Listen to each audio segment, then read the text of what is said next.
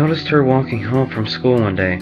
Her long hair was as dark as a raven's feathers and flowed out behind her as she walked. She was about 10 feet in front of me as I was making my way to my house. She seemed horribly bent and walked with a limp. Looked around and seeing no one else around, I watched as she continued to hobble ahead in her slow, painful gait. It seemed almost as though she was barefoot, walking on broken glass. Though she walked slowly enough for me to pass her easily, all of my instincts were yelling at me to run in the opposite direction. We continued for a while, and I wasn't sure if she had noticed me yet. I was now only 4 blocks away from my home, and I was beginning to feel like I could make it. I picked up my pace, slightly getting closer to the woman. She was about 5 feet away now.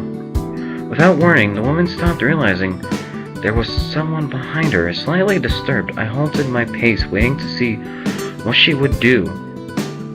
A horrid grating noise filled the air, and I found myself looking into a horrible, disfigured face, where the eyes would have been were merely dark sockets, and her alabaster skin was stained with blood and purple with bruising. Her once white clothes and dark hair were stained with blood, grass and grime. Gnarled arms that looked like they had never been used were twisted against her body, and her malnourished-looking legs were barely visible beneath her pale flowing skirt. The horrible woman's mouth opened, and an utterly inhuman screech came from it. The thin lips parted into a round, unnaturally large ellipse. With a continued screech, the woman's hand reached out to touch my face. Paralyzed as I was, I could not stop it. The cold, twisted fingers bruised against my cheek, and moving downwards, tightened around my throat. Gasping for air, I was lifted up and held in the air.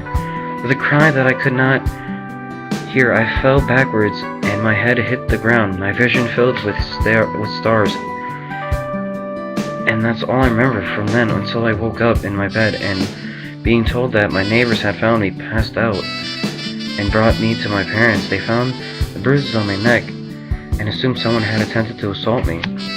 Though I have not seen that woman since that encounter, the screaming woman has haunted my dreams, bringing me nightmares for weeks. Now I have not slept well for ages, and all I can think of is the horrible scream she gave.